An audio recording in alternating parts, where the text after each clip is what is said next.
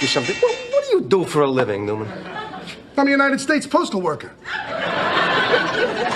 Aren't those the guys that always go crazy and come back with a gun and shoot everybody? Sometimes. Why is that? Because the mail never stops.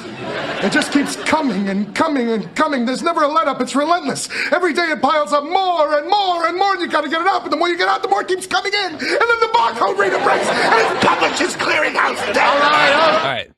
There we go. I got some water in me. Let's fucking go. All right. 3, 2, 1. Thanks, everyone, for checking out the show. I'm Sean Fitzzzy. And I'm Bartok. And this is The Echo Chamber. We went into last week wondering when earnings would be announced, and we sure got our answer. We got a surprise, record-breaking double beat. We got buybacks authorized, and we are now up to 9% of eBay. Sure ended up being a pretty exciting week. How you doing, Bartek? I'm doing excellent. How about yourself? I'm doing all right, except for fumbling over the intro. So much happened last week. I was trying to get it all in like one little thing. I think everyone should give you a little bit of leeway because it's been the most exciting, most phenomenal week ever. And it's the most disappointing price action we've ever seen to go along with it. Any other company that has their all-time best records would be up 10, 20, 30% after hours. What do we get? 7 to 9%? And then the next day, 3 or 4%? I mean, it's kind of ridiculous, right? It doesn't even make sense.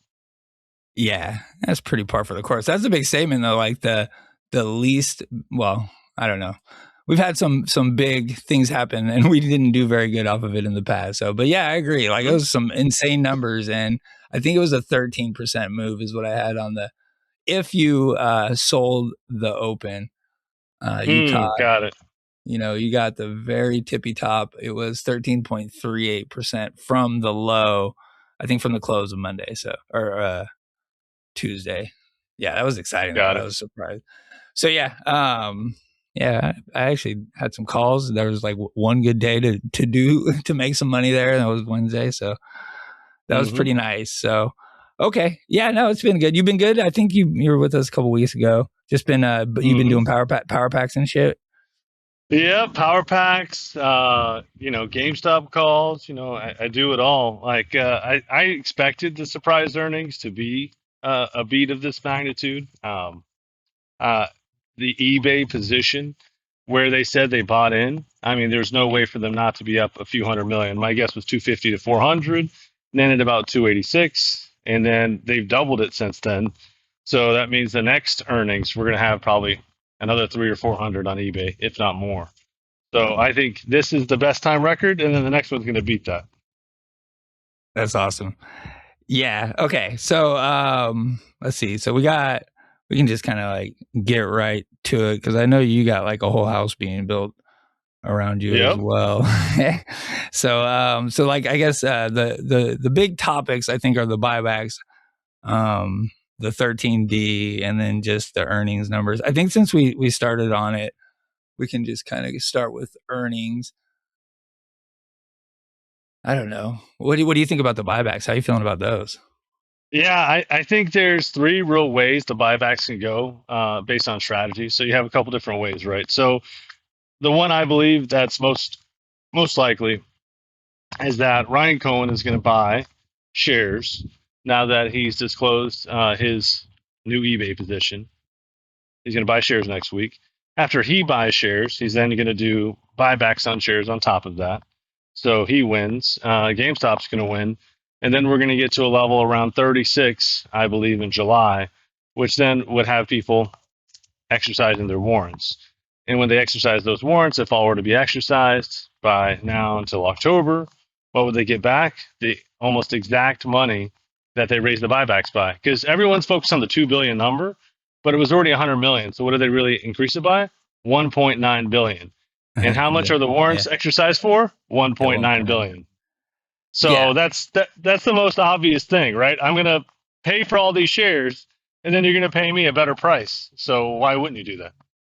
Yeah, I did a little like math. I think the 2024 raises, all 3 of them, even the weird one in September, I think we averaged about like 24.75-ish around there. Yeah. Somewhere around there. So I think anywhere under there if we start doing buybacks, then I'll feel pretty good about it, especially if we start, selling at $32.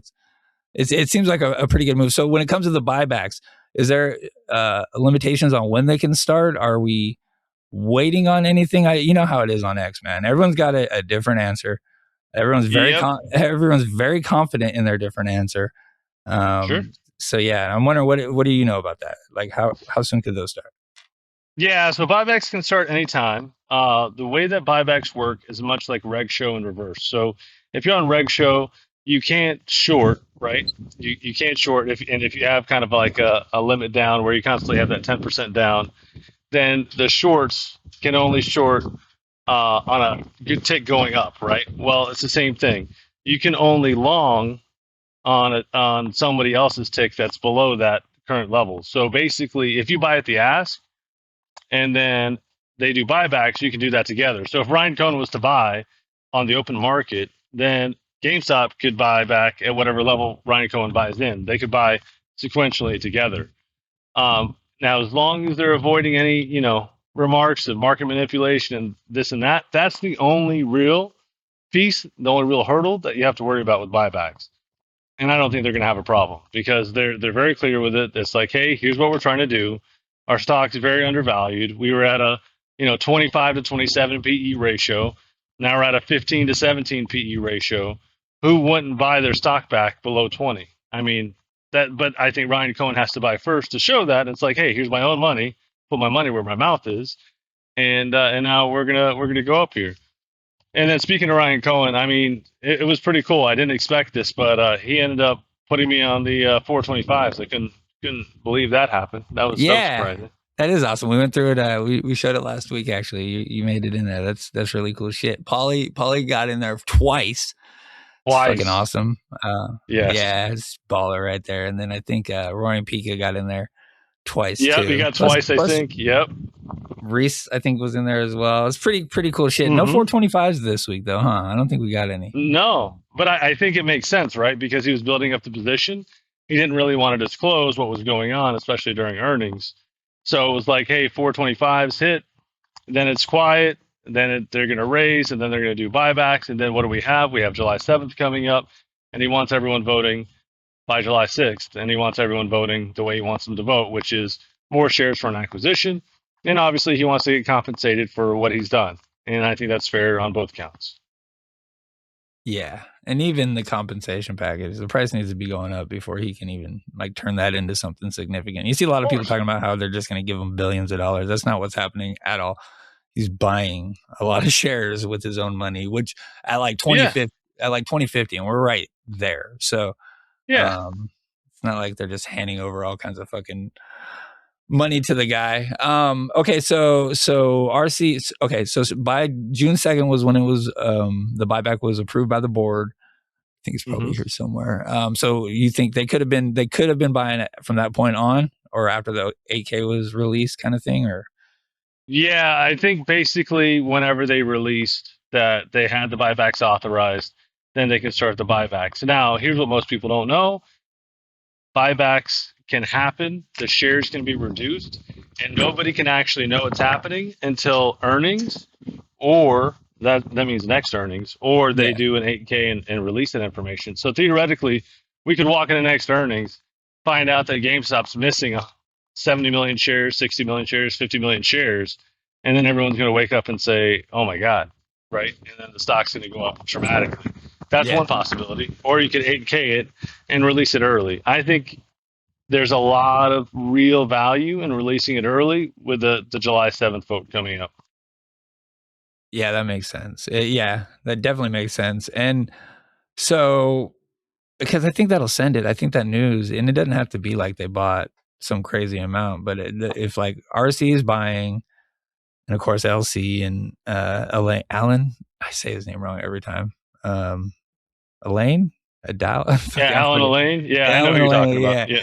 If they start buying, of course, insiders buying, and then the company's buying, I think that'll send us pretty nicely. And that could get us going where we need to go. So, okay, so they could be starting. We might not know. We won't know until they want to tell us, right? That's pretty much what it comes down to. Is there like a dollar amount? Like probably right. Is there like a zone you would find the buybacks in 2050 or anything under like 23 kind of thing? What do you think would be ideal when it comes to that? Anything under 32? Anything under 32. Wow. Yeah, I Okay. mean, think Yeah. about it. If you get 1.9 billion at 32, why wouldn't you want to get the price up there to 32? And then you got to think about something else, right? So this is all part of a master strategy that it's you got to zoom out to really grasp it.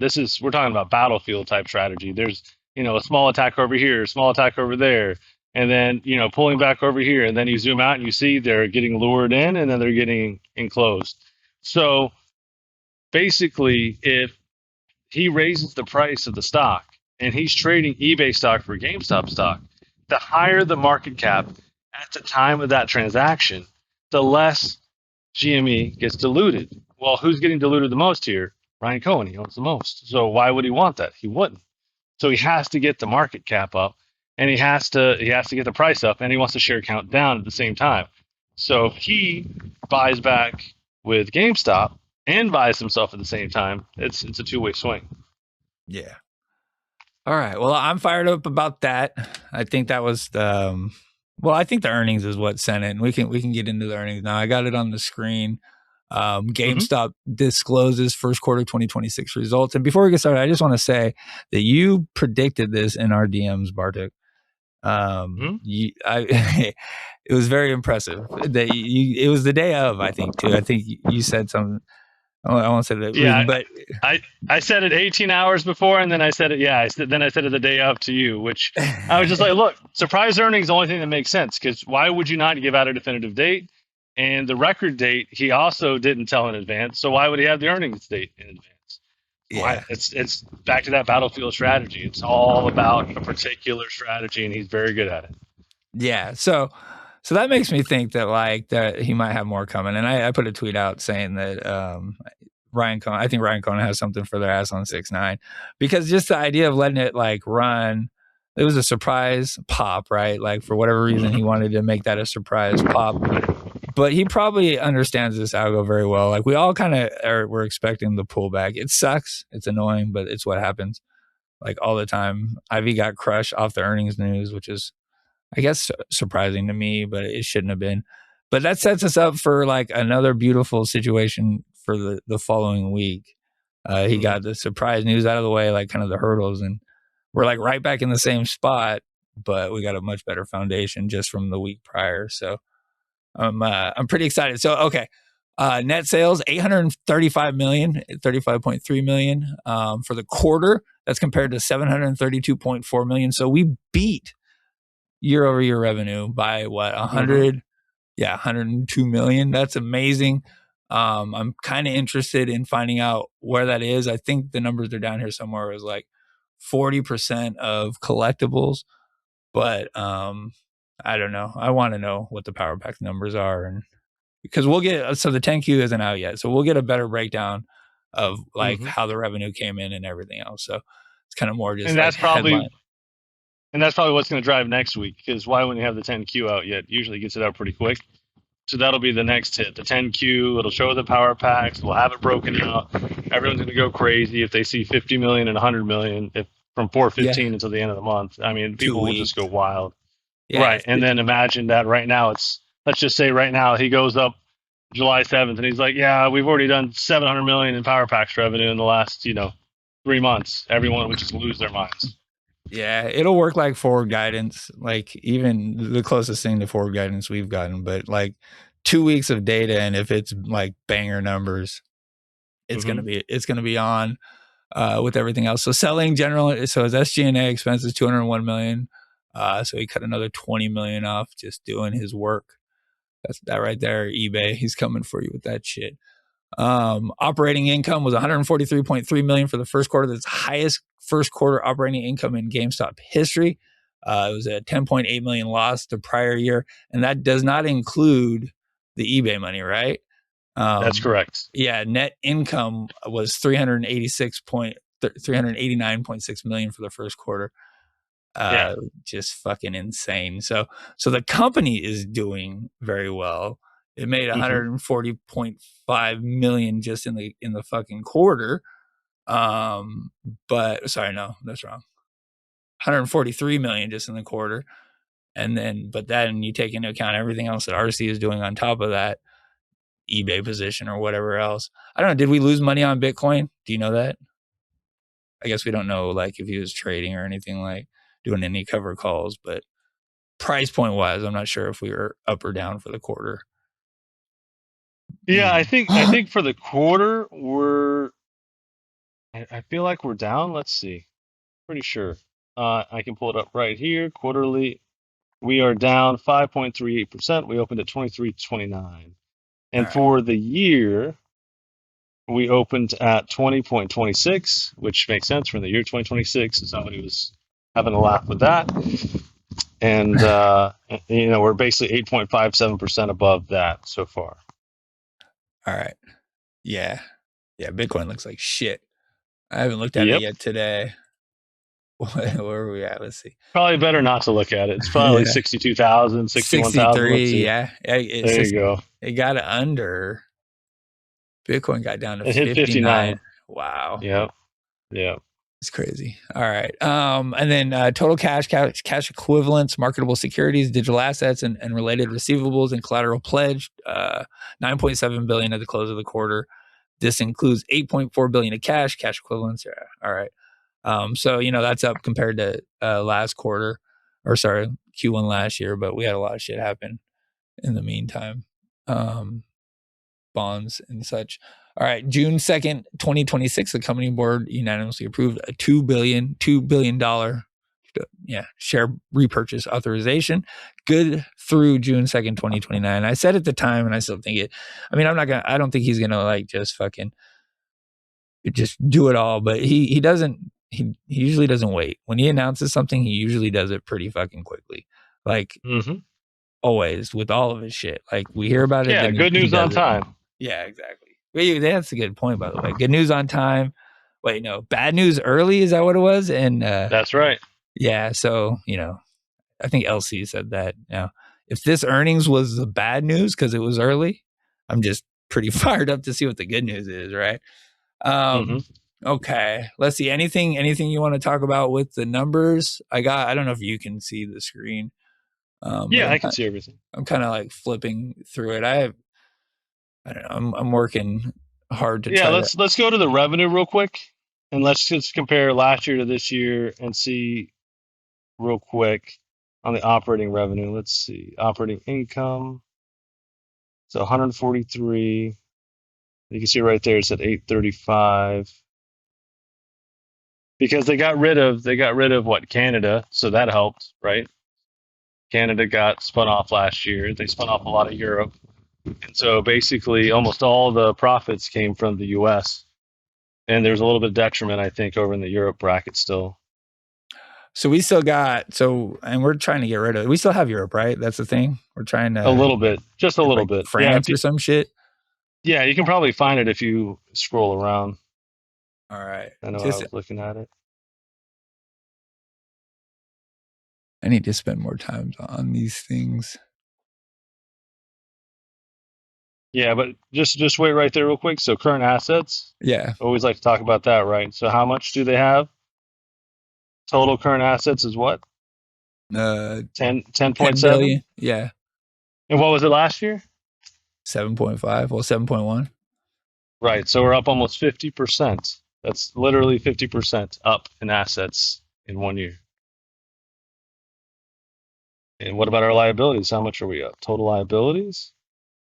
5.1. Last year, 2.5. So we netted out $1 billion in 1 year of assets. That's crazy. Crazy. Yeah, RC's. Yeah. Because if you think about it, what was the earnings over the last 12 months, including the 386? Like 700 million?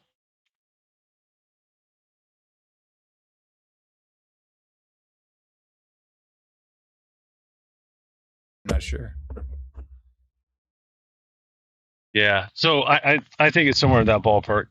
Probably in the 600 to 700 million range. So that means that we have 300 million of additional assets that have been added somehow through appreciation, or through purchase. Something happened there because we're above overall, which is great. We're netting out $1 billion assets to liabilities in 1 year, so that's just big.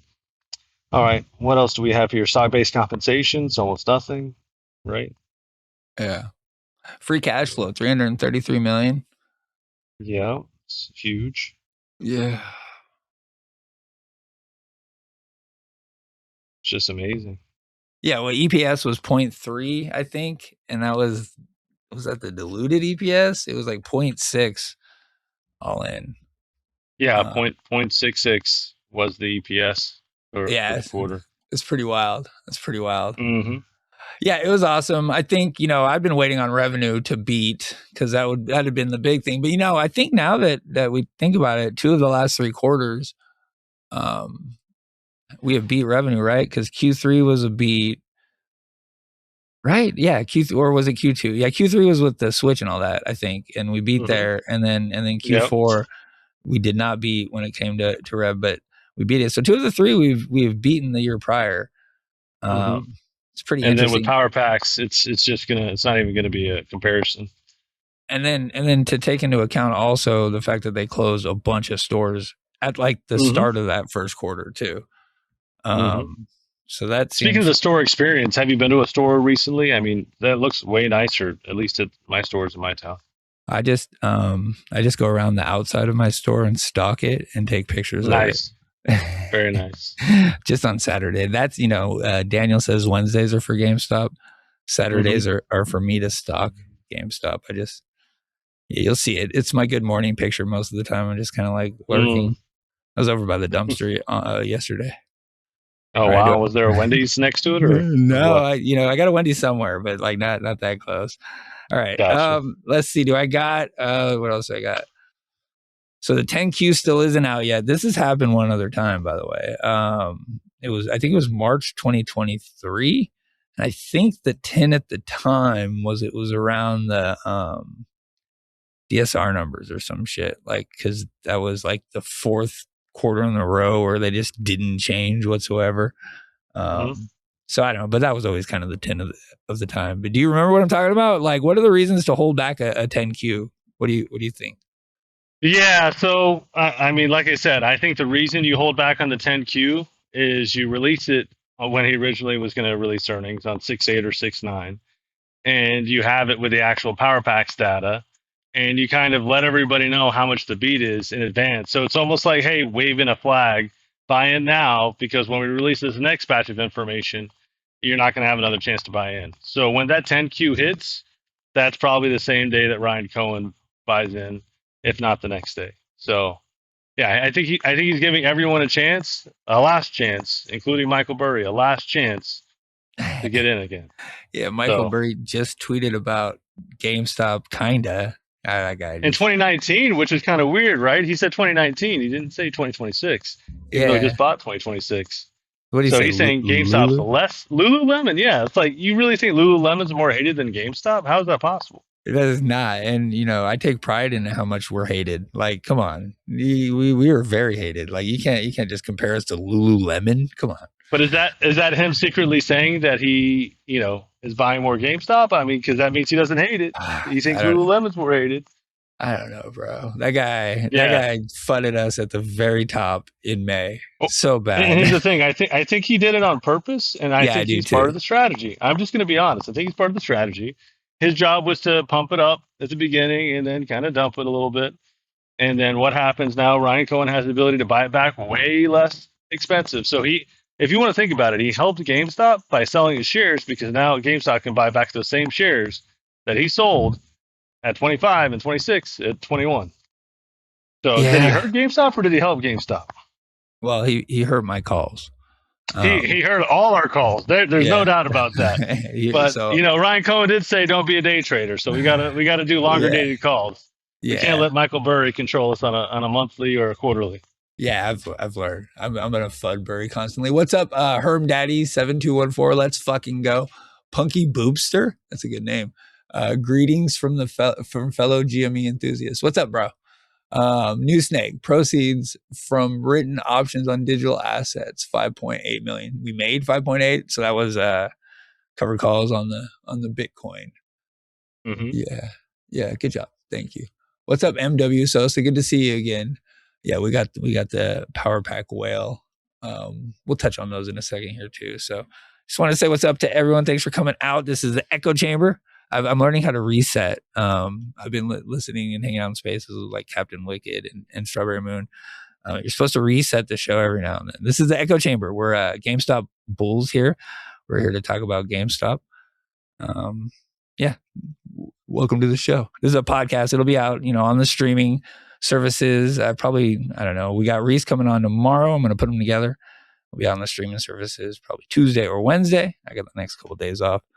Pretty fired up about that. Hoping the chart is good for me too. So, okay.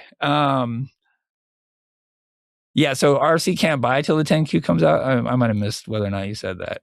Yeah, that's what I said. RC shouldn't be able to buy until the 10Q comes out because he has information still that nobody else has. So that's what I'm saying. So when he releases that kind of takes the gloves off. Yeah. So maybe tomorrow, right? And I think that the longest they can wait to release the 10Q, and again, everyone's an expert that I've never met before, but they all know. But I think it's 40 days, except there's some companies that can be 45 days after the end of the quarter, but they have to have the 10Q out 40 days after the end of the quarter. So I believe the quarter ended May 2nd. Yeah. So the quarter ended May 2nd. So that would be like June 11th, right?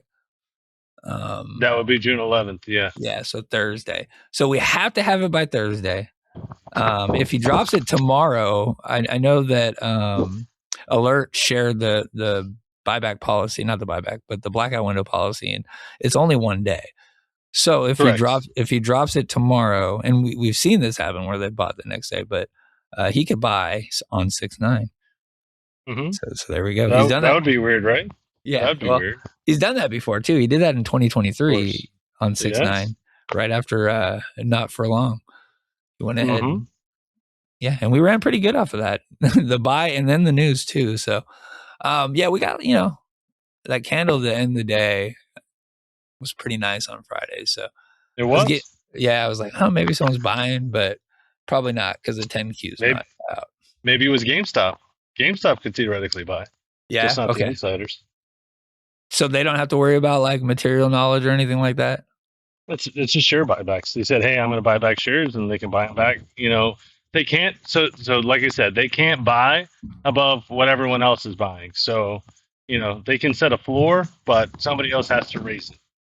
So there's very little manipulation that can be done. So in other words, if you didn't have that rule in, you could just put $1 billion in one day, and it would shoot the price up, to $80, $100, $150. So if somebody else was to be hitting the buy, hitting the ask over and over and over, then GameStop could follow them, and it could be, like I said, that feedback loop. Now, Ryan Cohen could do that theoretically. He could buy on the open market over and over and push it up, and then GameStop could buy right there with him.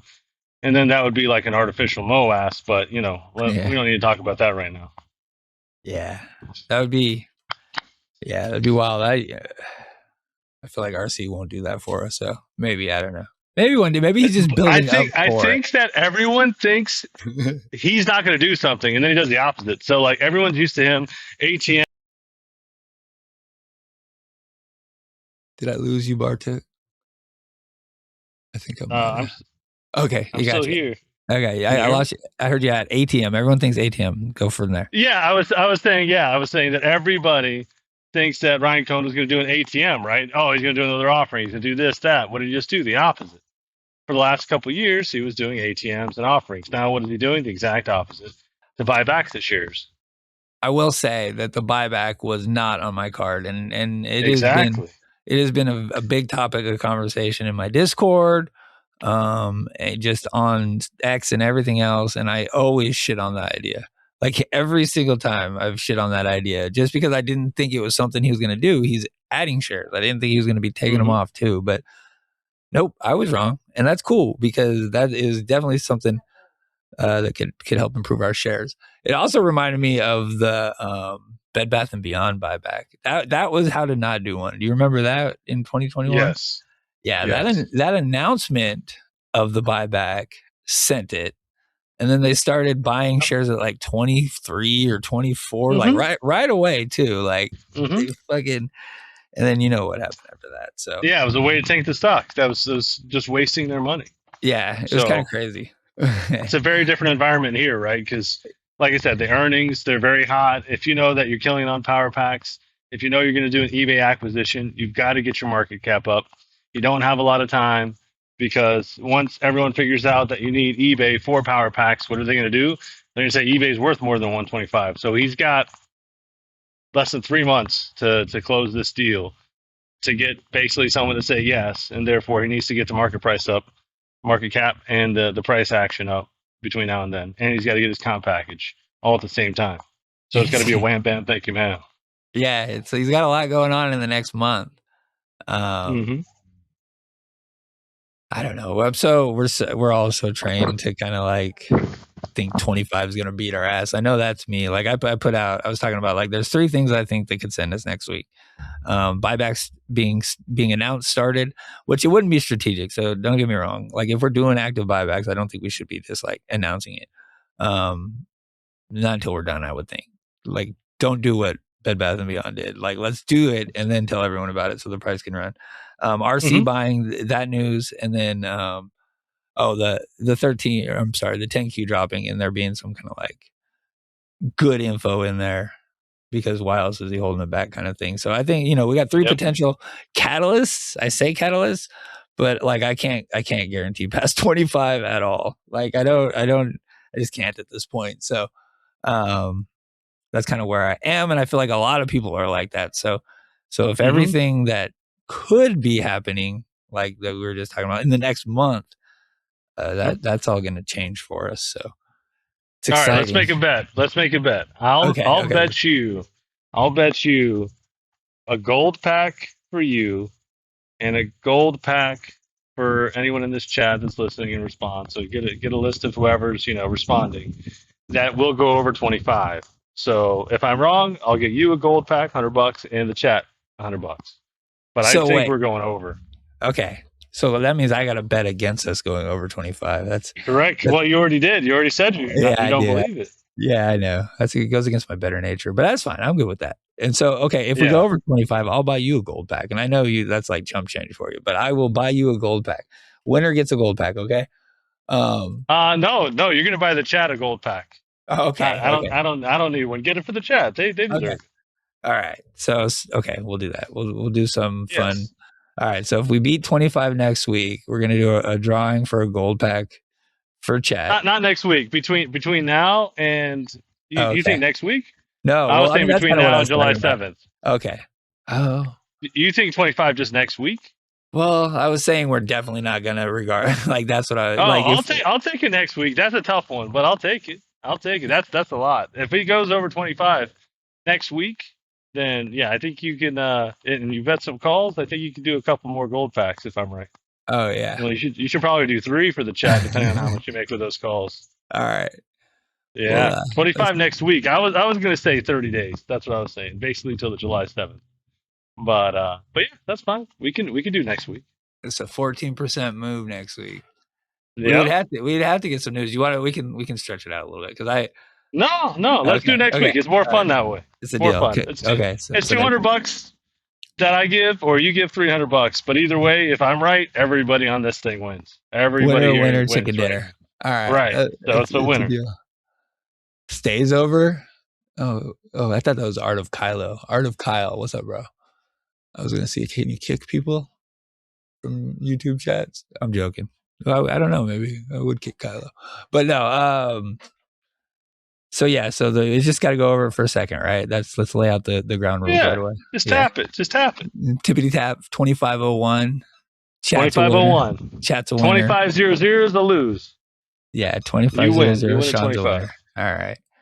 At 25, I'll be very happy. It won't matter. I know you will. It won't matter at that point at all. So exactly. All right. Okay, that's cool. That's a good. So you really win either way. So you win and you made money, or you win and you get gold packs. Easy money, like Paulie just said. That's right. Yeah. What's up, Spurs fan? Good to see you, bro. Good to see you, MW. Oh, MW Sosa's in. He's in on it. All right. Ooh, nice. Yeah, chat's gonna win something either way. Right. Either way, the chat should always win. That's Yeah. the point. All right, that's the point. Okay, cool. All right, let's And see. and the Knicks are up 2-0. I mean, is Wemby still alive? Like, what's going on right now? I saw the like hottest bars ever about the Knicks. What did the guy say? I know it's probably been all over the internet now, but our mayor's Muslim, our bagels are Jewish, our Dior's Christian, Nixon 4 or some shit like that. It was pretty good. It was like just Jeez. yeah. Anyways, yeah. So you a Knicks fan? No, I No. just can't believe they're winning right now. Yeah. I'm just shocked. Yeah, we got Just Spurs fan shocked. here. Not he might have words for you, right? It's the Knicks Spurs, isn't it? Yeah, I want the Spurs to win. I thought Wemby, I own a bunch of his cards, so I thought we were going to keep going up. Like, he's got to win. Yeah, I'm a I needed to Sacramento win. Kings We need fan. some. I got you. Yeah, it's terrible. I had like 4 good years in the early 2000s. Yeah. And then Yeah. the Lakers took it from me. Fucking Yes. Robert Ory. If I see that guy, I swear to God. All right. Okay. All right. And so the other news of the week is the 13D. Okay, so we got our bet across. I think we're good there with earnings. Let me share this tab instead. So the very end, right? Was it Friday? Yeah, it was after market closed Friday. We got the 13D, I believe. Mm-hmm. Way after, yeah, after hours closed, like literally, like as late as you can make it. Yeah. Okay. And then so we got. Let's see the news here. So it's an amended 13D. We got 3 of them now, right? So we got the 13D, and there's been 3 amendments since. I have. Let's see what I got. So I'll pull up the amendment. Trying to think. So they bought shares this time too, right? Yes, they bought 800,000 shares, which is almost as many as they've sold on eBay's board. So that was the message being sent. Right. And that was a lot of money being spent too. So let's think about that. 800 times 100 is what? So that's 800,000 shares times 10. It's 8 million times 100. It's 80 million. $80 million. Yeah. That's a lot for Ryan Cohen. That's more than he spent on the call and put position so far by a lot. Look, I'm gonna need you to stop having me do math on the show, bro. I'm joking. Like I'm sitting here trying to get. I'm just playing with you. All right. I struggle with math on the fly when I'm trying to do this stuff. All right. So I pulled up the trades from the 13D. Actually, all for May, right? So this is every trade that's happened since the initial 12 million that he got right back in like May, I believe. So we bought 25,000 straight up at 117. That was the tippity top almost when he bought those in pre-market. But he got them. And I think the point was having them, not necessarily where he got them, but having them. And then we got a million, 3.4 million, 2.5 million, 1.9 million, 2.4, and another million in put call pairs. Am I reading this right? Yes. And then and then 434,000 and then 150,000 share buys, and that's what you were just saying. And then another 162 and 55,000. So a total of. And look at those days. Look at those days he bought though. What are those days? It's June 4th and June 5th. Yeah. Yeah, less. So literally Thursday, Friday, right after earnings. He didn't buy during earnings. He didn't buy before earnings. He waited till 2 days after earnings, and then he started buying, which would be the same time he would buy normally if he was buying GameStop. Okay. Weird, right? Is he sending a message? Is he sending a message? Yeah, I think definitely. And then like you're saying, the shares he bought were pretty much exactly what the board has been selling, right? And I think the CEO sold more this week too, if that's right. He did. And that's what threw him off because he didn't account for I think the CEO selling as many shares as he just sold. Otherwise, he's probably going to buy more next week just to kind of even it out. That's funny. Okay, so we're going for 10%, right? Like that's the goal. Oh, that's just the tip of the iceberg. He needs 20% because they want to raise the special meeting threshold to 20%. So if he gets that, then he can call a shareholder vote, and then he can do a hostile takeover because all he has to do is get the shareholders to vote on his proposal at that point. So he needs 20%. He needs that 20% before September. So really he needs that, and he's got to give enough time for the shareholders to vote. So really he needs that 20%. If he doesn't require it at 10%, if he gets to the 10%, then he's fine.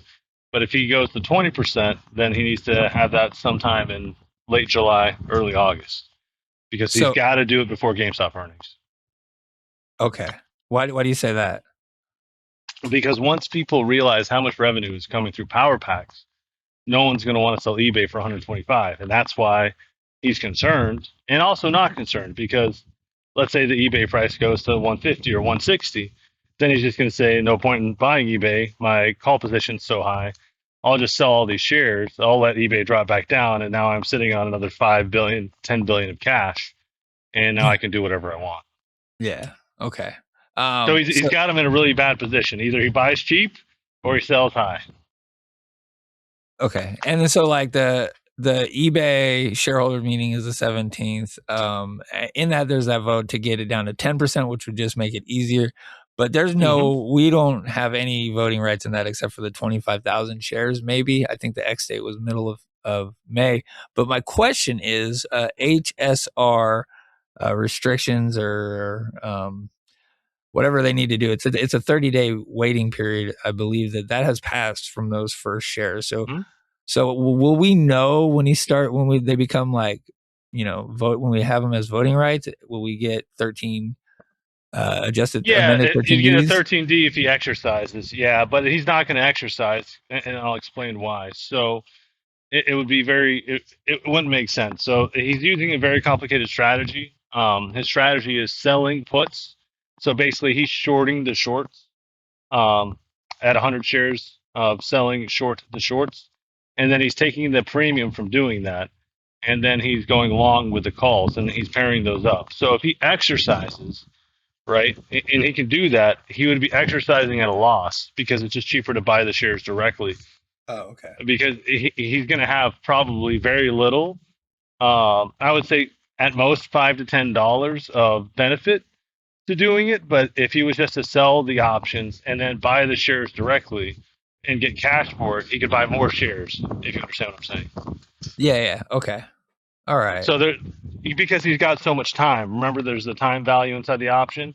He bought options out to 2028. So all of his options have 30 to 40% of the value probably somewhere in the time. So exercising wouldn't make sense unless the time value is put to zero because the delta hits 99. Once delta hits 99, then it doesn't matter when you exercise because there's no more money to be gained. Every dollar it goes up is a dollar that your option goes up. So once you hit that parity, that's when you would exercise. He's not close to that. Okay. All right, but he wants to get to 20% of voting rights. Like he wants 20% of shares. Yeah, by earnings in September is what you're correct saying. If the eBay vote, as soon as the eBay vote fails, which I believe it will, as soon as the eBay vote fails, because the board's against him, then he's going to have to go to 20%. And then once he gets to 20%, then it is what it is. Then he can do whatever he wants. He'll call the vote. He'll get the shareholders to say yes to 125, and we're going to call it a day. Okay. Yeah. Okay, that's good. And he's going to save all those shareholders a bunch of money by gutting all the fucking overweight expenses of the company. That's like his selling point there. Okay, so that's good. Anything else around those 13 Ds or anything around we got our meeting on the 7th. I have all kinds of tin around that. I don't know, anything before then that you're expecting to see? Well, I guess buyback, all the shit that we've been talking about, but anything else? Yeah, there's so many cards stacked right now. Like I said, I could see Burry getting back in. The earnings are incredibly high. The share price is incredibly low. Burry may get back in, not even announce it to anybody, and wait until he's right this time, so right that it doesn't matter, and then say, oh yeah, I have a 5 million share position, or he puts in a 5%. So really, what do we have left? We have people that could have 5% positions disclosed in eBay. Ryan Cohen, it could be one of those people. So you could expect a 13D from him for that. That's a big one. Or you could also see a 13D for GameStop from somebody. So those are two really big things to kind of keep an eye out for. Okay. All right. Awesome. Okay, cool. Let's take a quick little 3-minute break. I'm going to play a little. Yeah, perfect timing. All right. And I'm going to play a little Roy and Kitty's stream that I have queued up here. And we'll be right back, guys.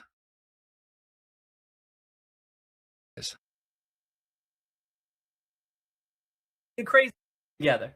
Crazy sticks together in a way. Isn't there a sense of comfort in that? There is. I think, honestly, I joke, but I think there is.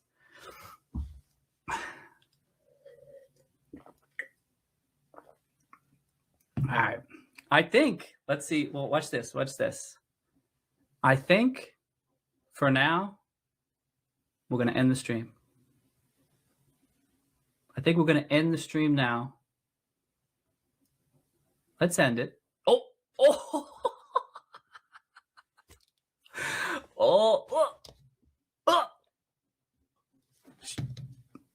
Let's restart it. All right, let's restart. Let's restart it. Let's restart it. Let's restart the stream.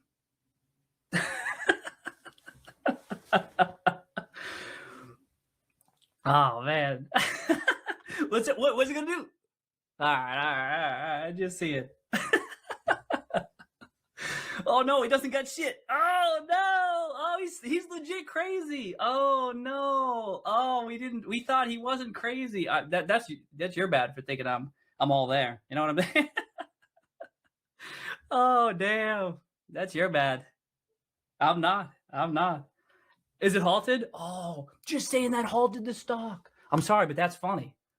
That's funny. I don't know. I think it is. I think it is.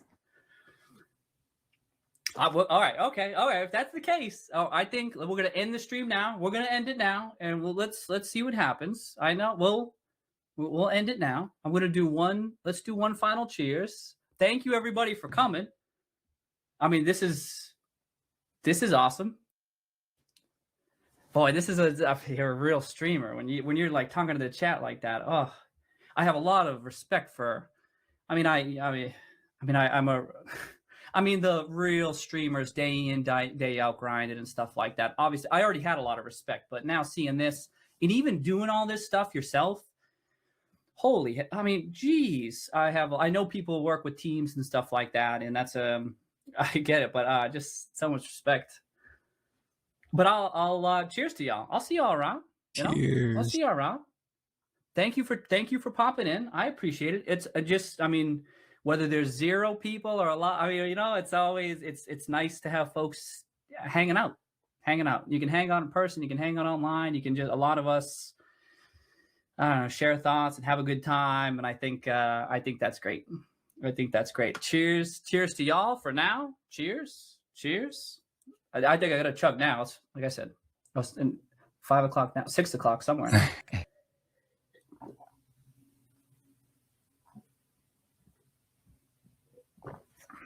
Oh shit! What's a drinking strategy, baby? What's the drinking strategy, baby? I don't know. What's that?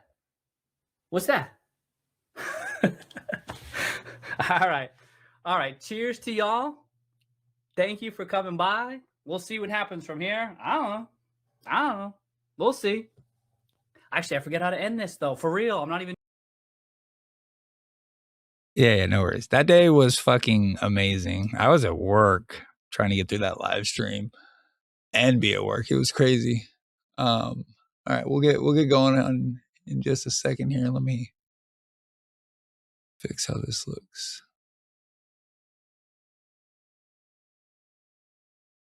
All right. After hours trading, 2186. Let's see how volume is for the day. Not shit. Really not a lot of after hours trading volume at all. 10.3 thousand shares on the day so far. So not much. 2186.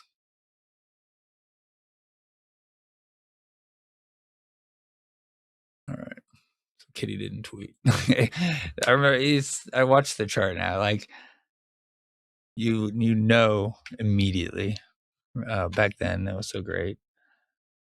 20% shutting down overnight trading was just beautiful.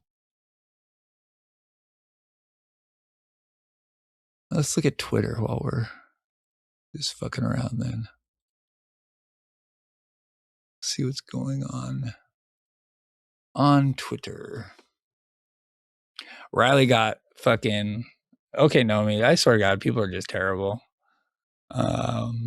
She has been getting AI videos made about her. If you're one of those sick fuckers out there, what's wrong with you, bro? She's just trying to make a fucking living, and they gotta be fucking always some creepy shit. So, yeah. Captain Wicked is doing his stream right now. Strawberry and Ross. I don't know. What's up, y'all? Maybe I'll stop in a little later. I've been having fun with those guys. I'm trying to think of a crossover episode with them. I think we could probably do something. I'm also still thinking about trying to do an echo chamber space, some version of that. There's my GameStop. I got real close this time.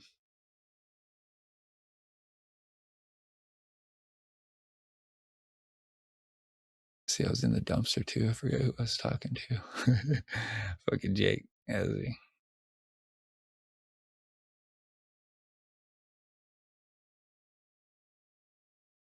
Let's see. Ultimator's been being attacked by bots. Like, it's kind of crazy too. I don't even want to reply to him anymore. He blocked all the bots. He thinks he's gotten away with it. That's good. Good meme by Sneak, by the way. Just slowly coming to take him out, but we'll get there.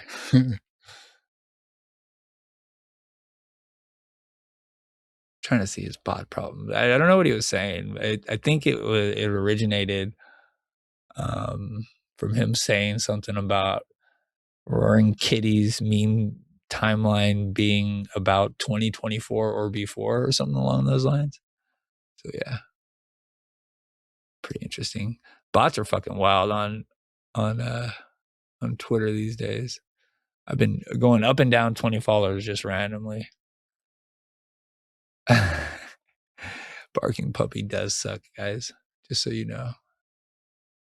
This dude, this shit is crazy. Polymarket is doing fucking bounties now. And motherfuckers, this dude just tattooed the spelling of the word wrong on his forehead, by the way. And he didn't get paid because of it. So then they started a whole coin to pay him out. So pretty wild shit. Oh, there he is.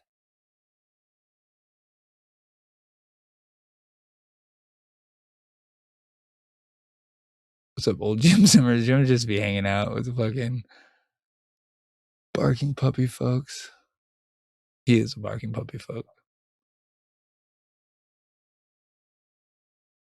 All right. See, I got him. Me now. What's up, Bartek?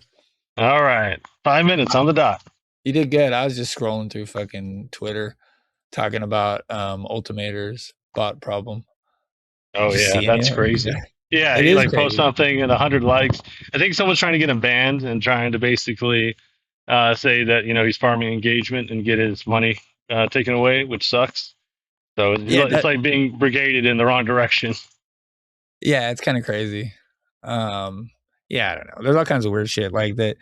I think I like what they're doing with the Twitter algo, and I forget that guy's name. I can't remember him right now, but he's like fucking demonetizing people. They got Grok finding people that are just duplicating videos and then demonetizing them. It's pretty crazy what's going on there, but I don't know. It's pretty interesting too. It's like the future of social media. So, all right. Well, we'll knock this out pretty quickly here. We just got the week in review.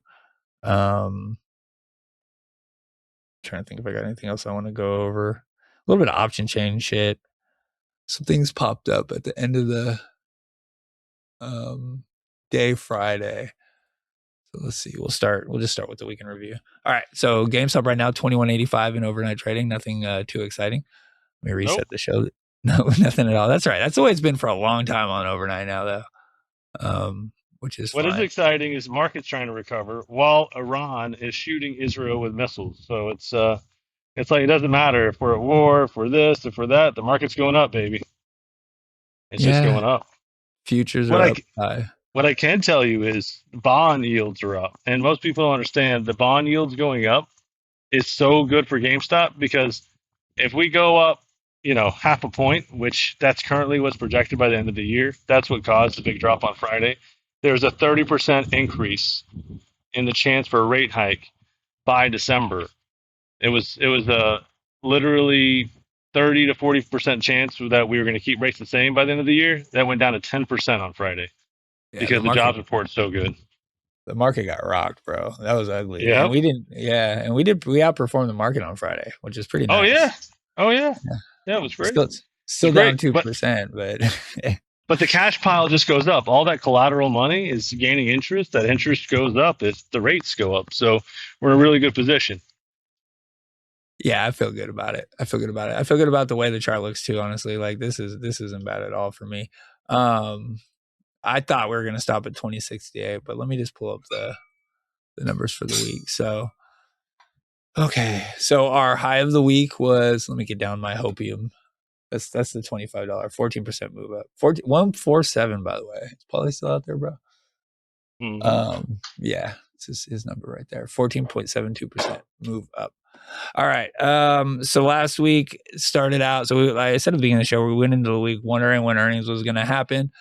We were in the middle of just fucking a DBR, Dippius before Rippius. It was very like typical shit. Just topped in May, Burry fudded us, and then they just sold us the whole month. And especially typical because I was so excited for it. So it seems on point.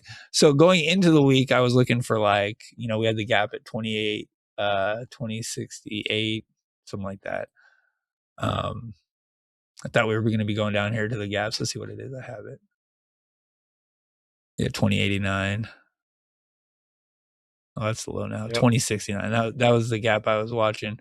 And we got pretty damn close, but earnings came in and saved the day. So volume wise, 6.77 million on Monday, 6.03 million on Tuesday. We're basically flat, up 0.85 on Monday, down 2% on Tuesday. End of the world. Everything's terrible kind of shit. Earnings came out 17.88 million on Wednesday. We're up 6%. We had a 13.38% move up from low to high. So yeah, high of the week 2368, low of the week 2089. Yeah, and that was it. If you didn't sell, I mean, you maybe had another shot Thursday morning if you had calls, short dated, I'm saying, but sell the fucking open like every time. It's like it has not failed. You had your best shot of the week Wednesday at open, and then just from there. Yeah, I mean, you had a couple more shots. What was this move? So you could have done, well, yeah, still not much. Not much. But now with the new PDT rules, who knows, man? Fuck. Like my little YOLO account in Robinhood, I can do whatever I want in that motherfucker now. And also the bots. Have just been approved at the same time. So I think that's pretty much what the 2,000 minimums for. You can have a bot day trading for you now with a 2,000 minimum. So of course people are going to be doing that from a lot of different directions. Have 50, 100, 1,000 bots all buying the same thing from different directions. Holy shit! Different accounts. I didn't think of that, but Robinhood did try to get me to connect to Claude. Just I want to do it too. Well, here's the thing: if they get everyone to get Claude bots going, then what happens? AI goes up. The Claude bots are going to buy AI because they're AI, and everyone else is going to say, "Oh, look at all this Claude usage," and then they're going to, Anthropic's going to IPO, and then everything's going to be going great. So it's like it's all this circle of use this to do this to make sure that this keeps going. I mean, I don't know how many more levers are going to get pulled, but it's going to be a new lever every so often until there's no more levers, and then that's when the big lever's pulled, and we have that nice big drop and reset, and then we build our way up to the next. Yeah, I've learned in almost 6 years that I don't think the levers ever go away. It's just like there's never ending sets of levers. So that's how it was 90 to 99, right? And then the levers started hitting in 2000, 2001 when the all that stuff happened with the .com crash and bond yields, went up, and that's all it takes. The bond yields control a lot of the market. Once credit gets tight, AI, tech goes straight down because they're all leveraged. They're all leveraged to through probably 120, 150% leverage because they keep expecting that growth to come. Yeah. They just got to keep doing it too. I'm happy with the 17 million traded on Wednesday. That's usually a good sign, just because they tend to just blow it out when they're doing I don't know, a swap roll. I never know what the fuck it is, but like the May 4th sell off was how much? When the eBay thing was announced, I think 40 million shares. That was a bad sign right there. Just that many shares in a row on a day that we're selling is usually a fucking terrible sign. So I was happy that we didn't do over 20 million. That's kind of my line. It gave me more hope for next week. Thursday 6.82 million, and then Friday 5.8 million. I feel like our cycles have like 100. Well, it was 60 million. Like sometimes we would get that in a move on like a single day, and then sometimes we would get that over like a week. But the cycles used to be about 60 million shares, and I think with everything that's going on now, like we've added a bunch and all that, I think it's probably over about 100, 120 million. But you can kind of count it. Like if you get the big volume days, you're probably coming to the end there. But if you can do some 10, 20, 10 million days back to back to back, you can really see some good stuff happen. And that's just the cycle shit. Yeah. Like, well, imagine 100 million. 100 million. Yeah. That's what I'm waiting for. Yeah. I mean, and I was going to say, that's just the cycle stuff. That's stuff that we do without any news. Just kind of like fucking go. So, all right. Let's see what else I got. So surprise earnings on Tuesday. Wednesday was strong. I'm just reading my notes. Strong but not crazy volume, like I just got done saying. Thursday popped initially, then sold off. I've been trying to take notes like as I go through the week because I can't seem to remember what happened. Once we get to the show, Friday sold off all day, bounced very nicely at the end. Okay, that was the other thing I wanted to look into. Well, not look into, and it sold off alongside the market, so it didn't just drop, of its own accord. Yeah, exactly. So that's that's a good sign too. And we did better than them when it was selling. So, okay, we'll look at gaps real quick, and then we'll do the option chain. Little DBR, Dipius before Ripius update. I invented this indicator, and Ultimator still doesn't know yet, but he's gonna make it for me. But it's basically just it's falling wedge on the daily. And we pretty much fucking did it, like exactly. A good Dipius before Ripius has that little moment of hope in the middle too, where you think you might do it, and we got that. But so yeah, we'll see. It's not a huge move, but we don't really get huge moves off of these sell-offs lately. It's gonna be getting smaller every time it happens. And then, the big bad boy with Kitty. But yeah, it's very, very easy to see once you start seeing the wedge. GameStop loves fucking wedges. Yep. So yeah, we got our Dipius before Ripius. It wasn't the greatest of Rippies. In fact, it was it was a pretty poor Rippy with the news that came with it. And then the sell-off was kind of like week 2. So gaps, I'll pull these up. We had one here that we kind of respected and bounced on. So this is why we kind of like watch gaps and shit. Because it respects them very well. It bounced real nicely off that too. Anyways, all right. So, we got a few down below us. This is the start of the year gap. 2069 is where RC's comp package was announced. I'm definitely starting to think we won't be going near those now. I mean, I don't know. Like this gap right here now fills at 2089.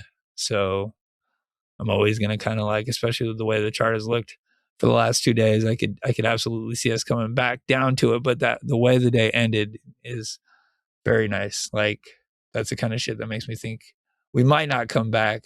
Got to break out here, and I'll feel real good about it. But not all gaps fill.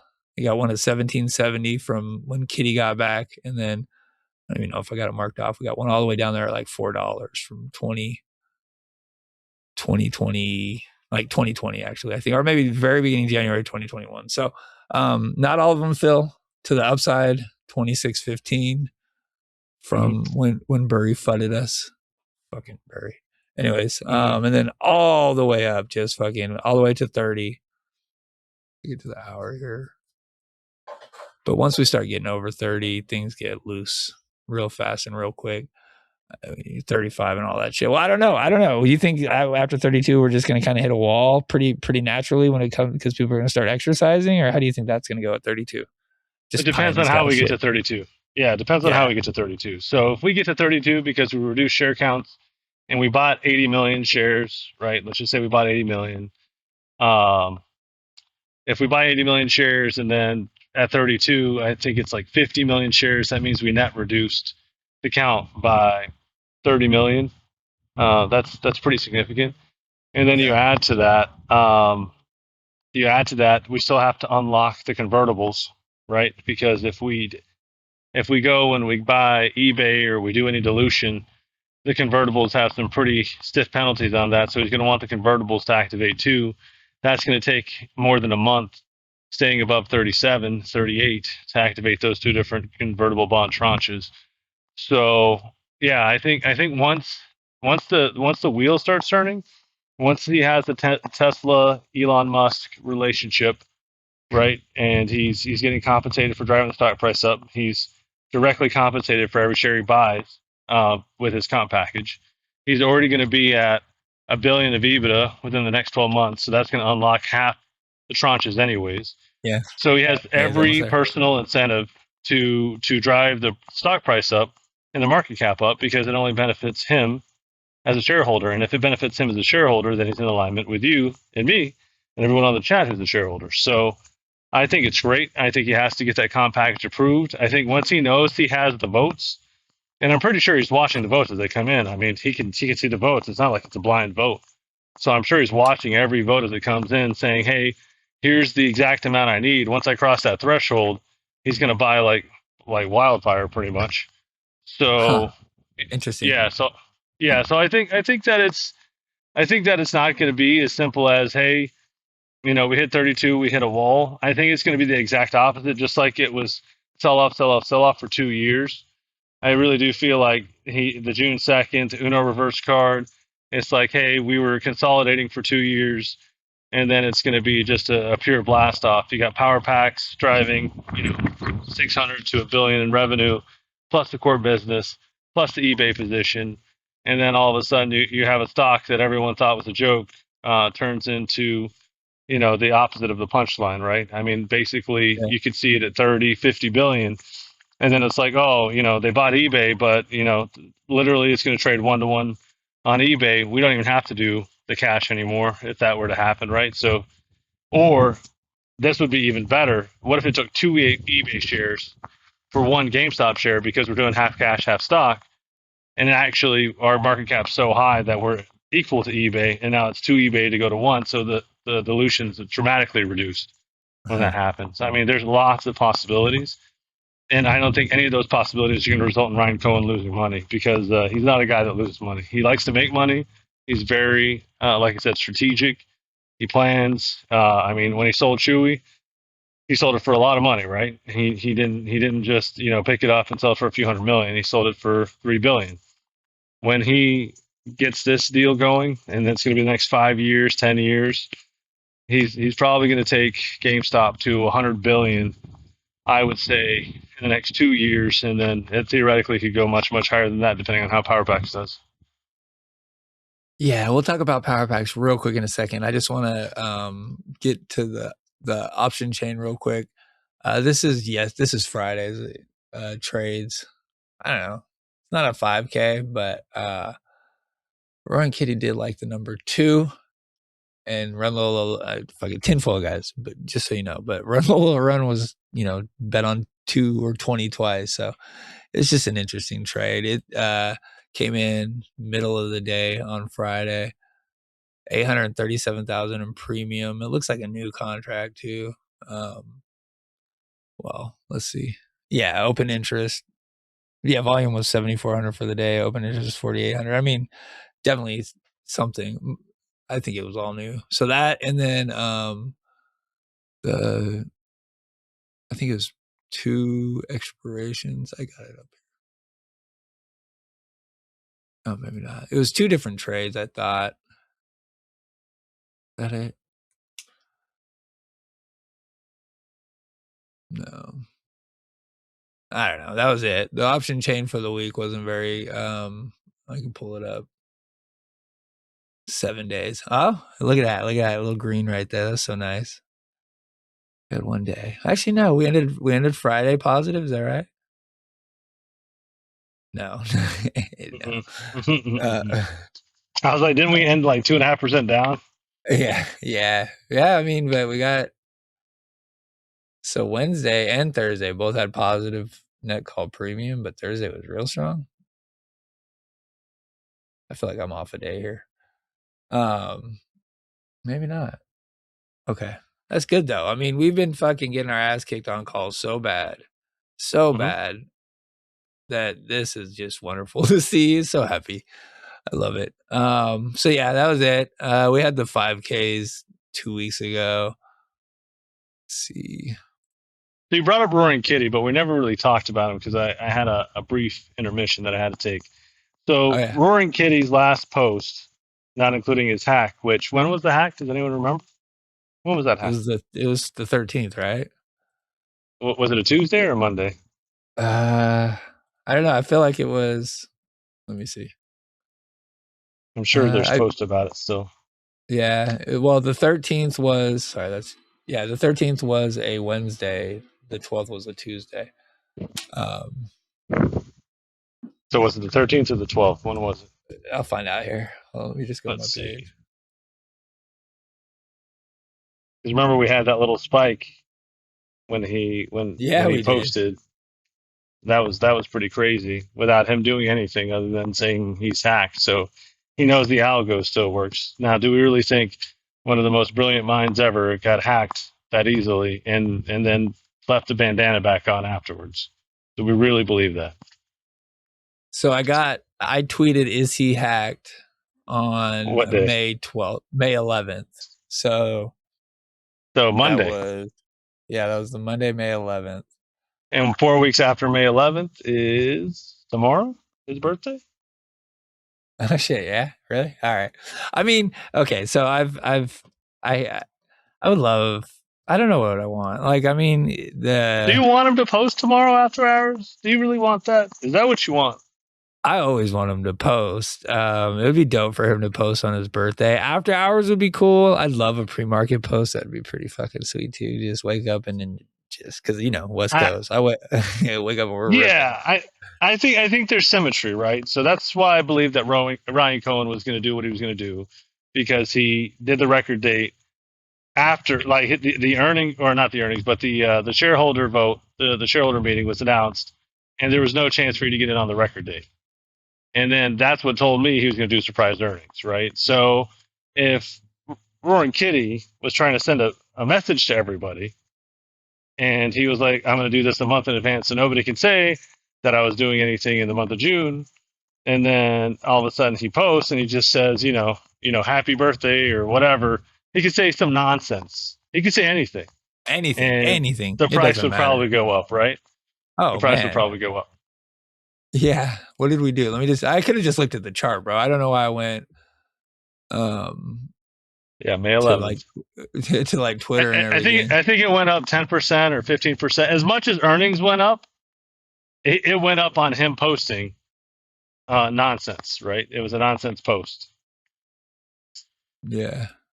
Where was it? Oh, here it is. That's 11.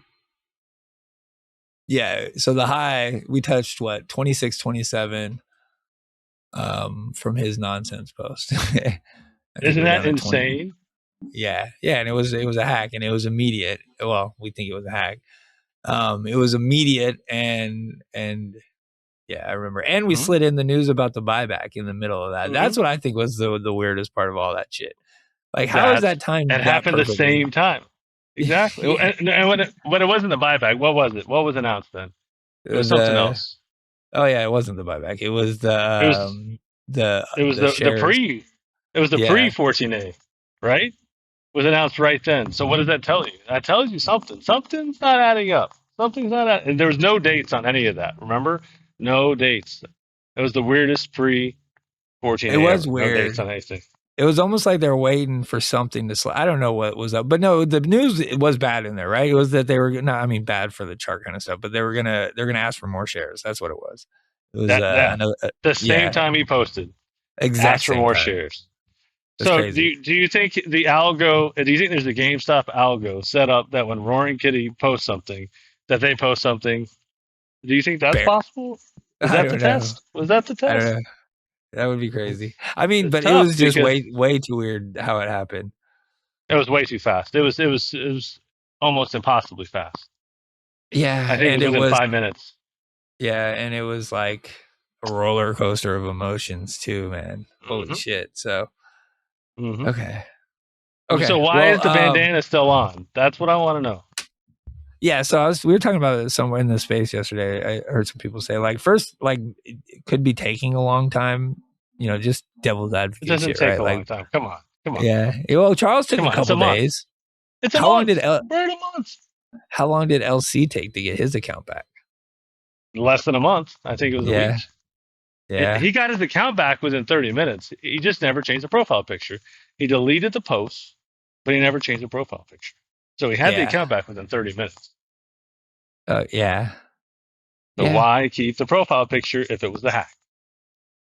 I don't know. Lore, because it's badass. I mean, that would be It is the badass. So yeah. he agreed with the hacker. He liked it with the hacker's profile photo. I don't know, but the What's hacker made what's Mr. Robot about? Do you know? Did you ever watch Mr. Robot? he's a robot hacker guy. Yeah. And how many Yeah. personalities does he have? It's been a while. He has a couple, right? Like there's at least He has two, a right? couple. I Yeah. think there's at least three, right? I think he's got his dad, right? He's got himself, and then he's got the actual personality inside of himself. Spoiler alert! So you might want to edit this out. But Mr. Robot, is actually another personality. His hacker self wasn't his original identity. You don't find that out right to the end. Huh. So Spoiler. spoiler, Yeah. better I don't know if takes I it off. finished that show. Yeah, right. Oh, it's so good. It's It's a so lot. good. Yeah, I saw like the first couple seasons. I remember that. And I remember the very beginning of it was so like the first episode was so intense. It was like, holy shit. Like he caught some Yes. crazy hacker guy or some shit. So Yep. okay. All right. Okay, so what do you think? You think Kitty's coming back next week too? Tomorrow? Oh, Is Kitty I'm not saying that could happen. I'm just saying that if you were to stick to symmetry, right? 4 weeks later, he posted on a Monday. This hacker posted on a Monday. What if he posted on a Monday? It's 4 weeks apart. It's just Yeah. all weird timing. Neutral. GameStop talks about their 14A, and then what happened? 6/7. You posted that. That was 2 years ago, right? So that was Yeah. his stream. It's 2-year anniversary. Yeah, it was. And we're back to So 20. We're Neutronium. almost back to 20 again. We hit 20 this week, I was right? gonna say 2089. I don't count that. Right. All those 20 Right, guys. but we you hit didn't 20. win. But It's gotta be 20 flat. remember 20. He's all about 20. So you think he didn't buy some $20 calls? Did he buy some calls? Maybe there were some 20s too. Okay. All right. The power packs. Borrow rate. Do I have that chart? Yeah. Power pack. I was gonna say you're gonna buy. If Kitty doesn't tweet, chat gets a neutronium. Is that the bet?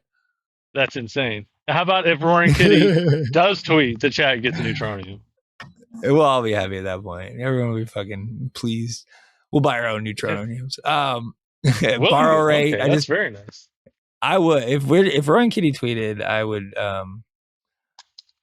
I don't know. I did well last time. I definitely did well last time. So, okay. So 0.4 is the rate. I don't know. It's not shit. 2.3 million available. That was the thing. We were down on shares. This is IBKR, by the way. It's just one of.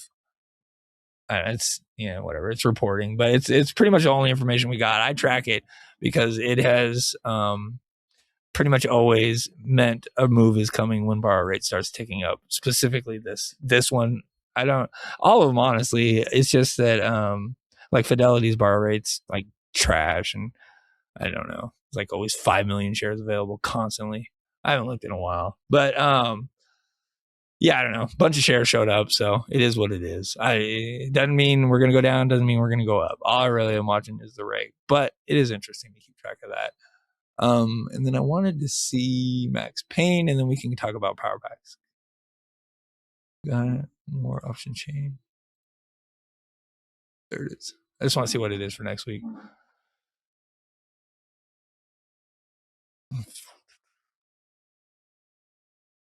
So the 12th, so $22. All right. So a little bit above us. 298,000 out the money calls for OPEX. 23,000 in the money. Same with put. So, all right. Let's see. What do you got on power packs? Let me pull up GameStop's website. But you been doing any power pack pulls lately? Yeah. Always doing some power pack pulls. Always. Yeah, I was trying to remember. You were having a conversation. What was it that it was it wasn't the reward program. Oh, it was the email that went out. Yeah, the email. In fact, a lot of people saw that email, read that email. I can't disclose who didn't share their feedback, but yeah, I had a whale group conversation with Power Packs, and we kind of talked through it. What I can tell you is that there will be a VIP rewards program, that there will be a loyalty program, and they are working on it. I can't give you any details. And I can also tell you that the thank you coupon, they agree that $1,000 for retention efforts is a little bit excessive. So they max that out to the platinum packs. So the most a person that's not buying packs is getting incentivized with $100 now instead of $1,000. So that was good. Yeah. And we shared some other things, that we'd like to see for features and things that a lot of other platforms are doing that we think are really positive and powerful. But yeah, so what I can tell you is Power Packs is open to feedback. They will listen and they will operate. But at the end of the day, they're a business, so it has to make money. And if it makes money, then it makes sense for them to do the changes. Yeah, and I think I like a rewards program is a pretty cool idea. You got people like you, actually, you specifically. I know you got a group that are just putting bunches of money and playing this a lot, but there's a lot of people in the community that are out there. So a rewards program, kind of like, or even if they connect it to like the pro membership or some way or somehow. That would be perfect. That would be perfect. Yeah. But they're never going to do that. It's the pro program is just too heavy. Like it would be so much money for them to do that. So I don't think it'll be that level, but I do think that there'll be tiers, and maybe there'll be a free pack here, free pack there, things like that. So that's kind of what I imagine. Sweet. Yeah. PSA is no longer accepting graded cards of the lower tier, right? So that's now $80 a minimum. Yep. $80 minimum. There's a mad dash. It seems like they just made their queue a whole lot bigger just by announcing that they weren't going to be taking cards. So they put themselves in a bit of a bigger hole there. So I don't know. Well, they actually did something very intelligent, right? So they gave a window. That window changed on the day that earnings dropped, right? So when did earnings come out? When did PSA Tuesday? change their prices? Okay. Tuesday. Weird. Yeah. Right? Was that weird? Okay.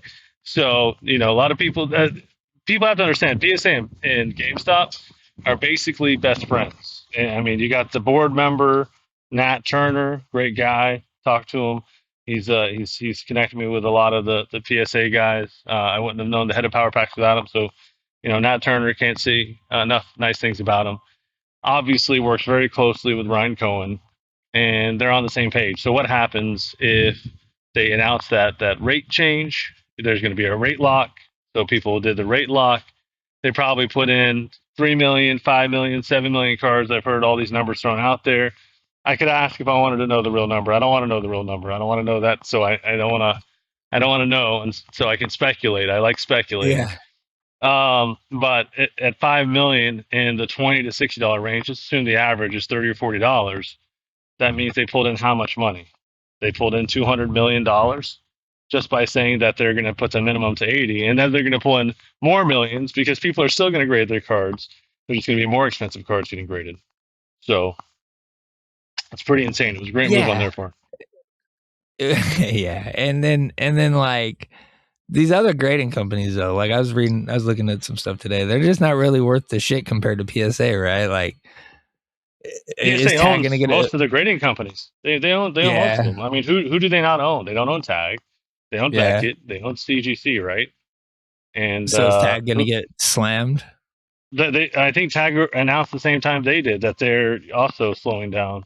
I think everyone Oh, said geez. basically they're slowing down their grading right now. Everyone's behind. Okay. So Yeah. yeah, so basically it's going to be this giant grading kind of quagmire where everything's very, very behind. And then what's going to happen? Demand's going to spike, supply is going to be very light, and then you're going to see this gradual, lessening of demand, perhaps not, but the supply is then going to come back very strong because they're going to be adding a lot of personnel to handle all this. But by putting the $80 minimum, they can hire more and more people reliably. They know what their backlog is now. They can hire to that. So they're in a very good spot. They have lots of money. They can hire whoever they want. They can expand whatever they want. So PSA is going to be good. The question is, do they really want to do the $40 bracket anymore? I mean, I think this 4 or 5 months is going to take away everyone's memory on what the minimum is. And when they come back, who knows what the new minimum tier might be. But, So like, inflation's what if here. you get like a 7? What if you get like a 7, like, and you just spent $80 to find out your fucking shit? Is that going to be the minimum of cards now? If it costs 80 to grade minimum, does that mean that there's just the minimum cost of the card is just going to go up regardless? Well, that's a great question. So the minimum right now is 2025. Before, let me see, 6 months ago, 2025. Are there cars that sold below 2025? Absolutely. So just because the minimum's there doesn't mean the value's added to the card. But it does mean for some cards it will add a lot of value. So some cards get more value, some cards get less value. Because if you have a 7 on a crappy card versus a 10 on a crappy card, it's still a crappy card, right? So you're not really going to see a lot of value. Where I think you're going to see, some really nice upticks is going to be in the vintage categories. So on the vintage 8, 9, 10s, I think you're going to see those all go up across, and they're already starting to go up across the board. What was really crazy when they announced the 30th anniversary for the Pokemon, those 30 cards, the Pikachu and Zekrom went from like a $300 card, PSA 10, to like 1,200 overnight within like 2 hours. Wow. So just because it was on that, and nobody knew that card existed. So what happened? Everybody went to go buy that card. Because it was already in a 10. So I think what it means is newer cards that come out that can only be $80. People are going to raise their minimum floor, but as long as you have people willing to sell below $80, there's always going to be people that buy below $80. So it just depends on the market. If you're willing to sell your 7 at 80 and somebody else is willing to sell it at 40, then your card's worth $40. That's just how it is. That's cool. That's I don't know if it's cool. Do you think raw cards are going to go up too? Like just in general, is just all of it's going to be? Because I feel like now people are going to maybe start going to raw right now. I don't know. What do you think about that? Raw versus the graded? I don't know if people are going to go more raw. I think some people are going to be forced into it. What I do think is you should see a significant drop in volume, but it should be made up for in money. Here, 1 second. Another intermission. 2 minutes. Yeah, no problem. No problem. What's up, Negative Banana? I see you down there, bro. Sorry, did we win? No, not yet. I mean, I don't know. Everyone's a winner. We're a winner because you're here, bro. Good to see you. He's not stressed about anything with GameStop. One day we will be right. Ryan is going to get this done. I completely agree. And he thinks Roaring Kitty just likes the profile picture. That's it. He's out. Like and subscribe. Follow Negative Banana. I don't know. What's up? Turns out the movie may have gotten Barking Puppy right. I think they overcast. What is it? Dave Pete? What's his name? He was overcast. Peterson. Peterson was overcast, bro. Then maybe we should have dumbed it down a little bit more. Oh, that's wrong. But yeah, I had it. He's gone now. The cops got called on him again. I don't know if he got swatted. That's terrible. I won't talk about it anymore. Barking Puppy sucks. I'll just say that. Okay, sorry. What else you got? We got to operate off the thumper rule. If you can't say something nice, My bad, bro. My bad. Come on, don't That's say all right. anything at all. This, Look, we never celebrate people's failures and their negatives, right? We're here to add to the world. There's so much negativity. I mean, it sucks somebody like swatted them or whatever you want to call it. I mean, imagine like you have a friend that's going through some things, whether they're, a good person or a bad person, it's different for everybody. We don't know everyone's story. I don't know his. So I'm not going to say I'm apologizing for him, but what I can say is I never want that for anybody. yeah, no. I was just fucking around. Yeah, it's all good.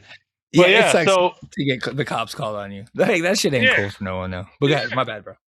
no, you're all good. You're all good. But yeah. So anyway, so let's think about this for a second. If let's just say cards did go up to $80 minimum on like a 10. Forget the sevens for a second. Let's say you get a 10. Your card, even at a 10, is worth $50. Are you going to grade another card at $80? Forget the sevens and eights and nines. Would you Yeah. grade cards at all if you knew that they wouldn't sell for $80? Because remember, you had to pay for No, that card too. Not that's just the cost to grade it. yeah. Yeah, it's not So cheap. Yeah, yeah. you're right. So why I would don't why know. would you Like I don't pay know because 80 like, is it bucks? worth the risk? Right. And Or even if me, I don't even even. if even if you got it, that's what I'm saying. What happens if you get the 10 and it's still not worth it? Then what? Like, look at those Yeah. Pikachus. What was it? McDonald's, the burger chews? Everyone thought, oh, I'm gonna be rich on burger chews. Those things were backlogged so bad that by the time the tents came out, they were like 30 or 40 bucks, and people spent like 40 and 50 bucks to get them graded. Plus, they spent crazy money to get them shipped over, and they lost tens of thousands. Now they're starting to go up again, but it's like it's a little rough. It's a little rough. So I would stick to SIRs right now. I mean, I wouldn't be grading anything that isn't over 10 years old or an SIR that raw is worth at least $200 what because is you got SIR? special illustration rare. So that's Oh, really okay. where the majority of the value is I got um, you. on cards. So like most of the cards you go through, if they have the full art and it looks amazing, it's usually a special illustration rare, and that's where the most value is. Okay, I did know about special illustration. I don't know the cool acronyms though. I'm learning as we go. Okay, so you think big power pack numbers, right? Like you think that's going to be in the Oh, 10 I queue? mean, this disgusting, disgusting. I don't know how much they're going to list, but remember, if it's 10%, so like let's say they pulled in, 50 or 60 million on collectibles, and we can see there's a clear collectibles difference. That's going to be the big change, right? So what was collectibles revenue for last quarter, and then what was collectibles for this quarter, and what's the variance between the two? Oh fuck. I don't know, bro. I know we I don't did know. 40. Let's look at it. All right, let me see Let's look here. at it. Let's look at it because this is ultimately what Power Packs is about. It's about driving collectibles revenue, and then to a lesser extent, it's going to drive a good amount of profit. But the revenue is really what's going to draw everyone. That's the attention getters. Revenue, profits. That's cool, but they're already making a crazy amount of profit. It seems like nobody cares. Crazy amount of revenue, then it's just about cost management and optimizing. So let's see. So if we go look at this, what Let's show. was GME's collectible revenue You're talking about last for. 3 quarters? Oh, Yeah, I'm talking to my AI real quick. yeah. I was gonna say that's an easier question for ChatGPT right there. That's what I'm doing right now. But with Grok though, I never use ChatGPT. Oh I got yeah, Grok heavy all day. Yep, I love Grok. he's good for pictures sometimes. Yeah, no, I like Grok for everything. With Grok heavy, you can actually connect it to websites, and it has skills and all the hooks you need. So and they just put out a beta to let it control your computer. So it's For definitely Grok? coming up very quickly. Yeah, Oh, that's Grok heavy, interesting. baby. Grok heavy. A lot of features. It's only $99 right now too. It's usually 300. Okay, so collectibles, 348 million. That's May 2nd, so that's one that just happened. Q4, it was 365. Q3, it was 256. Okay, give me 3 more quarters.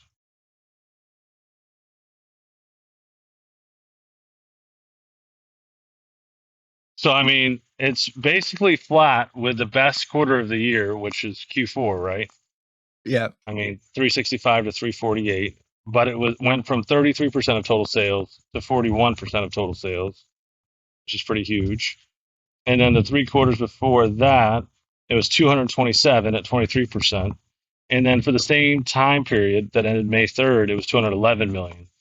So we've basically increased more than 50%, almost 75% in that quarter versus the prior year's quarter, which is pretty great, and 28% to 41%. And that was still much higher. That one was 55% over the year prior too. So it's just it's pretty big momentum. So I don't really think that we're going to see the Power Packs numbers in there potentially that much. I mean, how would they have sold another 100 million? That's what we got to ask ourselves. Yeah, that's How the did they difference in sell rev. another 150 million this first quarter versus last first quarter? And if 75 million or 80 million of that's in Power Packs, with that's a pretty store big deal. closings, like with stores closing too. Like that's the Right. thing. Like they Yeah. added that revenue, and it was a pretty good amount of stores from what I can tell. So I Is understand. it Like, possible they sold that many Pokemon cards? I don't know. 150 million? Let's do the math. I mean, how many boxes, not even packs, boxes at $300 would you have to sell to get to 150 million? I mean, it's a lot of boxes. I think 500,000. 500,000 exactly. That's insane. There's no way they sold that many boxes. So, and remember that many boxes over the prior quarter too, because basically they would have to, keep it up significantly versus the prior quarter where people had to go crazy on collectibles for Christmas and holidays. Yeah. So, yeah, I don't know. Power Packs was only active for about 2 weeks, but if it added, 50 to 80 million in 2 weeks, I mean, that's going to just knock people's socks off. And Neutronium wasn't even out yet. Yeah, it's absolutely right, because that came out. Was that May when all that After happened? quarter ended, May 5th. It came out after the quarter ended specifically. Yeah, and that's where we had that data from. And that data was fucking awesome. That clip did really well, by the way. If you talking about that data, that shit, that was a good clip. Maybe I'll find a few more in here from today, but that shit went. We'll see. I'm sure they're in here. I got AI too for my Riverside. It pulls out cool clips now. Yeah, I do like it. All right, so Power Packs is awesome. It's gonna fuck. It fucks. I don't know, whatever. Hopefully we see some big numbers. Any numbers that are somewhat significant, I think will do some good work for us. Hopefully, so that's we got that looking forward to. Maybe on Monday with the 10Q. I'm hoping on Monday we'll get the 10Q, so my 6.9 tinfoil will be legit, because that means RC could probably start buying. Let's see. I'm just going over tinfoil. I got Kitty's birthday. That's tomorrow, so we kind of covered that too. Flipmode. Shout out Flipmode. You got a reply from RC. That was pretty cool. I was trying to do some guest service RC tinfoil too, because that started in June 2023, like or maybe July. So I was just trying to find some, What day in June 2023 did he do it? I don't know. I can look up. What's important. Let's see. I can do this live. Share this tab instead. Let's go to Ryan Cohen. Oh, no, that's Ryan Cohen's underwear. There he is. All right. So what did he say? He said DM me, I think is what he says in them. That was interesting for me. So there's my dog. The first one was June 9th. We'll send you a DM now. What was that one about? I'm trying to think of what is this whole thing? Oh, it was God, I always get so mad at these people. Like, what are you doing? He tagged Pulte too. But yeah, June 9th, he bought that day too, or at least he filed. 2 on June 9th, July 10th, so he waited a month and a day. I remember customer service RC. There's one where he's like, DM me. Oh, Dizzy got it. That's cool. Which I thought was kind of funny too, because he doesn't have DMs open. Please send specifics. No, that ain't it. Me. Now I'm just looking at these dates. I wish RC would send me a DM. That'd be cool. So Yeah. let's just go to Kitty's 2 years ago for a second. Let's just pretend that Ryan Cohen did the reverse Uno card, June 2nd, and he was doing the earnings early for that. Let's be tinfoil artists for a second. The next post for Roaring Kitty after that was June 9th. One of the most Drop the almost dog? unrelated. Oh, No, this no, is I'm the one singing. where he has the cat mask off, Yeah, there we go. and it's the Joker with the bag of money.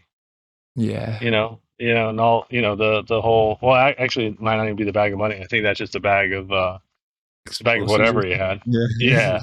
Joker shit. So, yep. So I think that that was the bus heist. The bank heist. So now you got to ask yourself, what if that's when something big happens on June 9th, and then the next day was you were a billionaire, right? And the next day was options basics 101. Yeah. Which is interesting. And then June 11th, right? So it's going to match up almost exactly. And 11th is Thursday. You have the cat and GameStop partnering up.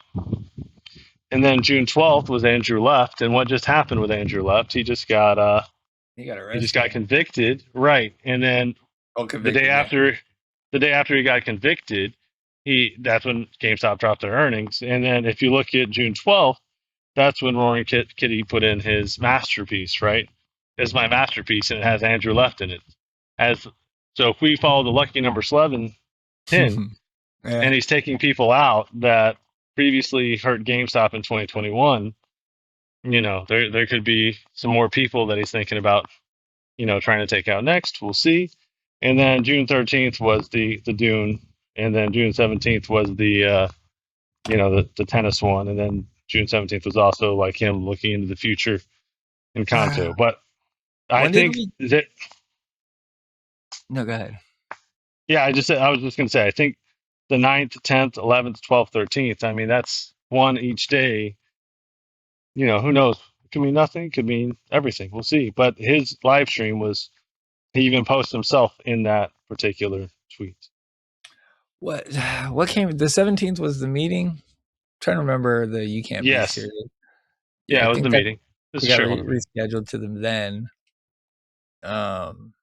This is when I think he sold his no, that's not when that's when he bought, I think. When he dropped the dog was when I think he sold his June 27th. Yeah. So September 6th. It's the opposite of 6-9, by the way. Mm-hmm. Yeah. All right. What did you say? Magnificent. Good to see you, bro. Customer service RC tinfoil is depressing. I agree.